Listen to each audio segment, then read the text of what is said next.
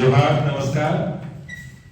सम्मानित पत्रकार बंधुगण, आज की इस प्रेस वार्ता में आपका बहुत बहुत अभिनंदन, स्वागत। मंच पर पार्टी के माननीय कार्यकारी प्रदेश अध्यक्ष जी डॉक्टर रविंद्र कुमार राय जी मंच पर विराजमान हैं। इस प्रेस वार्ता में उनका बहुत बहुत स्वागत, अभिनंदन।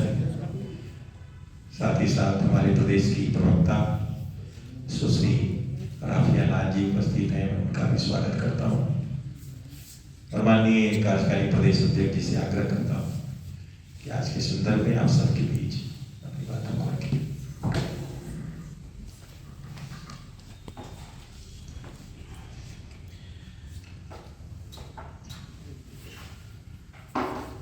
सभी पत्रकार बंधुओं को मेरा नमस्कार। आज आप सबको इस प्रेस वार्ता में बुलाया, आप सबने समय दिया। आभार और कष्ट इसलिए दिया कि आज मैं ये महसूस कर रहा हूँ कि झारखंड जब बना था तब भी इस प्रदेश में मुझे याद है जो हालात थी पूरे प्रदेश की, वो एक प्रकार से जंगल राज का हालात था। तब हम लोग बिहार से अलग हुए थे और बिहार में आरजेडी की शासन काल में अधिकांश उग्रवादी झारखंड में शरण लेकर और यहाँ नरसंहार भी कर रहे थे और यहाँ के आर्थिक तंत्र को पूरी तरह से बर्बाद कर दिया था। आम जीवन दुरूह हो गया था। फिर से एक बार मुझे बहुत दुख के साथ ये कहना पड़ रहा है कि आज फिर से एक बार झारखंड प्रदेश लगता है जंगल राज में चला गया है। अभी नई सरकार बनी है, पुरानी सरकार नई चोला में आई है। चुनाव के समय भी हम इस बात का अंदेशा जाहिर कर रहे थे कि झारखंड में अपराधी संगठित गिरोह के रूप में काम करने वाले लोग अपने आप को तथाकथित उग्रवादी कहते हुए फिर से सर उठाने लगे। पिछले 5-6 दिनों से चाईबासा में जो घटनाएं घट रही हैं वो बहुत ही दुखद हैं, बहुत ही लज्जाजनक और हृदय विदारक है। ग्रामीणों को अपनी सुरक्षा में रात भर जागरण करना पड़ता है, रतजगी करना पड़ता है, अस्त्र उठाने की मजबूरी हो गई है,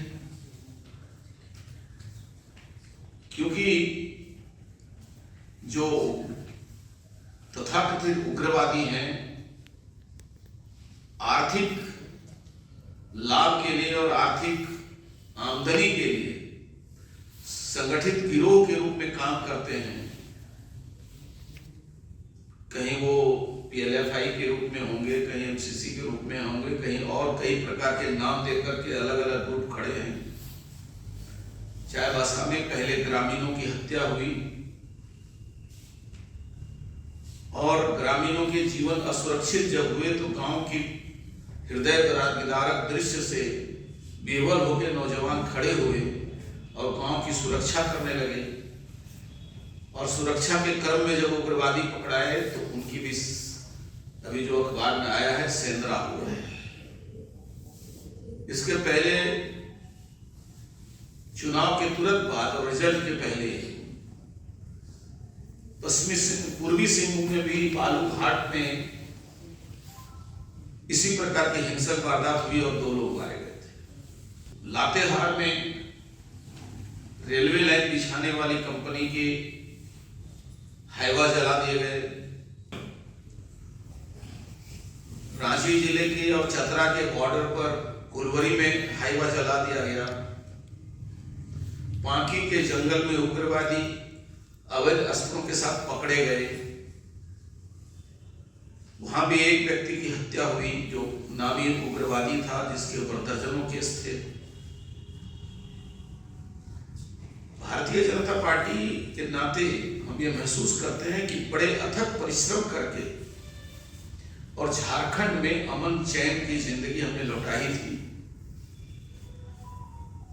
उग्रवादी सहम गए थे, भाग गए थे, अब फिर से सर उठा लिए हैं और पूरे झारखंड में एक प्रकार से कोहराम मच गया है और जंगल राज का याद दिला रहा है। अभी मयूरभंज जिले के 2 नौजवान का अपहरण हुआ। टोटो ओधी वही गांव जो है, उसके 2 नौजवान शेख सहदली और शेख नाजीर, जानकारी ये मिल रही है कि वास्तव में इन दोनों को उग्रवादी उठाकर ले गए जो घूमने आए थे। ये ग्रामीणों के द्वारा इनका सेंधरा नहीं हुआ, इनको उग्रवादी उठा के ले गए कि ये पुलिस के सहयोगी हैं, पुलिस के मुखबिर हैं, बाहरी लोग हैं, जरूर पुलिस की मदद करने के लिए आए हुए हैं। उनकी गाड़ी भी जला दी गई और दोनों लापता है। आश्चर्य नहीं उग्रवादी उनकी बाद में हत्या भी कर दें। कहा यह जाएगा कि गांव के लोगों ने सेंधरा में मार दिया। भय इस बात का है कि गांव के लोगों को बाद में फिर सेंधरा के नाम पर, हत्या के नाम पर केसेस में फंसाए जाएंगे और बाद में गांव के लोगों को परेशान न किया जाए। गांव के लोग आत्मरक्षा में, ऐसा दृश्य हमने अपने विधानसभा क्षेत्र धनवार में भी देखा था। लोग 1.5-2 महीने तक रात भर जगे रहे, महिलाएं जगती थी, पुरुष जगते थे। रथजगी करके उग्रवादियों का कॉन्फ्रेंस के माध्यम से कहना चाहता हूं कि सरकार कानून व्यवस्था को सुदृढ़ करने की प्रायोरिटी तय करे, प्राथमिकता तय करे और आम आदमी रोजी रोटी का कमाने का कोशिश करे या जान बचाने के लिए उग्रवादियों की पहरेदारी करे। ये एक बड़ा सवाल है सामने। झारखंड को फिर से जंगल राज में जाने से रोकना जाए और आम आदमी से लेकर के प्रशासनिक अधिकारी की भी जान माल की सुरक्षा होनी चाहिए। आज हमें इस बात का डर है कि बाद में इन्हीं ग्रामीणों को जो आज अपनी सुरक्षा के लिए उठ खड़े हुए हैं, क्योंकि उनकी मजबूरी है, जब प्रशासन उन्हें उग्रवादियों से, अपराधियों से बचा नहीं सकेगी तो उन्हें आत्मरक्षा खड़ा होना पड़ता है। और जब रात के अंधेरे में जब अनजाने लोग मारे जाते हैं तो भविष्य में ग्रामीणों को प्रशासन न तंग करे, इसकी भी संभावनाएं बन रही हैं। तो आज इस अराजक हालत से झारखंड को बचाने की स्थिति उत्पन्न हो गई है और ये आज जो नई सरकार बनी है, मुझे लगता है कि सारी उसकी सबसे पहली प्राथमिकता होनी चाहिए कि लोगों को कानून के राज पर विश्वास हो। झारखंड में अब सरकार घोषणा कर रही है कि 23 स्थान 24 स्थान उसने घोषित कर दिए, ये रास्ते असुरक्षित हैं। मुझे तो आश्चर्य लगता है, कोई शासन है, प्रशासन कह रहा है कि चतरा जाने की रोड असुरक्षित है, चकाई जाने, चाईबासा जाने की रास्ता असुरक्षित है, बोकारो जाने का, गोला से आगे बढ़ने का रास्ता असुरक्षित है। सरकार ये बता रही है कि 24 रास्ते झारखंड में असुरक्षित हैं। अब जब कानून ये बात की घोषणा कर रही है कि 24 रास्ते जो एक दूसरे जिले से जोड़ता है, तो झारखंड की राजधानी से जुड़ता है। अब वो रास्ते सिर्फ रात के लिए असुरक्षित हैं कि दिन के लिए भी असुरक्षित हैं? मुझे लगता है दिवालियापन है कानून व्यवस्था, और ये दिवालियापन से झारखंड को बचाना पहली प्रायोरिटी है। यदि ये काम करने में सरकार अक्षम होती है तो मैं समझता हूं ये बहुत दुर्भाग्यपूर्ण होगा और जनता के लिए बड़ा ही चिंता युक्त बात होगी। बहुत धन्यवाद। क्या सर इसको लेकर के डीजीपी के पास आप लोग जाएंगे? डीजीपी ने ही सरकार के कहने पर घोषणा कर दिया कि 24 रास्ते असुरक्षित हो गए। हम क्यों गए? हम तो आपके माध्यम से जनता के बीच विषय रखे हैं। ये बात आज जो मैंने आपके साथ रखा है ये डीजीपी के लिए भी है, एसपी के लिए भी है, डीसी के लिए भी है, मुख्यमंत्री के लिए भी है। सामूहिक जिम्मेदारी है और सबके लिए है कि झारखंड जीने लायक रहेगा नहीं रहेगा। क्या कानून व्यवस्था राज्य सरकार का विषय है?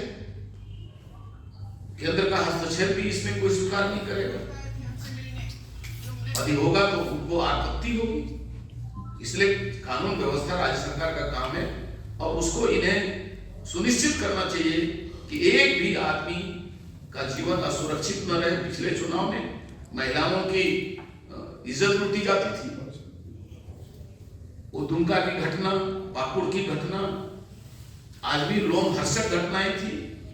उस समय बलात्कारी और बेविचारी उपद्रवी हो गए थे। आज फिर से जान माल की सुरक्षा सामने आ गई है। मुझे लगता है कि झारखंड बड़े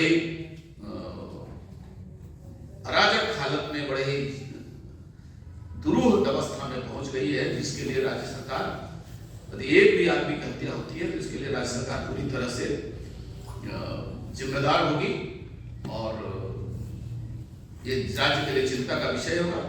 फिर हम विचार करेंगे क्या करना नहीं करना।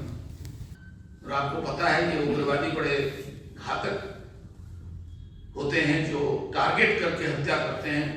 चाहे पूर्व सांसद सुधीर महतो की हत्या हुई, बाबूलाल मरांडी जी के पुत्र की हत्या हुई। तो झारखंड असुरक्षित हालत में आज जंगल राज की चपेट में चला गया है। एक तरफ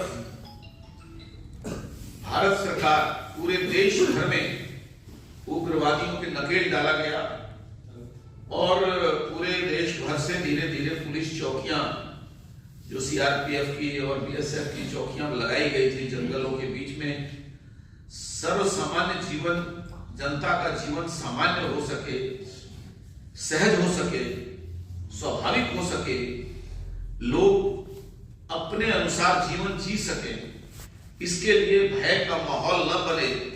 पुलिस चौकियां एक तरफ पूरे देश से हटाई जा रही हैं और झारखंड में जो हालात बन रहे हैं उसमें आने वाले दिनों में धीरे धीरे सेना का प्रयोग बढ़ने वाला है। और ये आरोप लगाने वाले होंगे कि भारत सरकार हमको कोऑपरेट करे। राज्य सरकार की विश्वसनीयता इसी में है कि राज्य सरकार का प्रशासन अपराधियों, उग्रवादियों, वास्तव में ये उग्रवादी तथाकथित उग्रवादी हैं, सामूहिक आपराधिक गिरोह हैं, इससे झारखंड की आम जनता की रक्षा करे। अभी ये बालू के घाट के उस सामने रख करके यहाँ के छोटे माइंस, कोयला, पत्थर को टारगेट करके ये अपनी आमदनी के लिए भय का वातावरण बना रहे हैं। उसी क्रम में खलाड़ी में घटना घटी, लातेहार में घटना घटी, पूर्वी सिंहभूम में घटी और चाईबासा के आसपास गुदड़ी, कोयलबीरा और चक्रधरपुर के आसपास में, मोहनपुर के आसपास, जहां आपको ध्यान में होगा हमारे 3 बार पूर्व विधायक गुरुचरण नायक उग्रवादियों के हमले से बचे थे। फिर से वो क्षेत्र एकदम दहशत में चला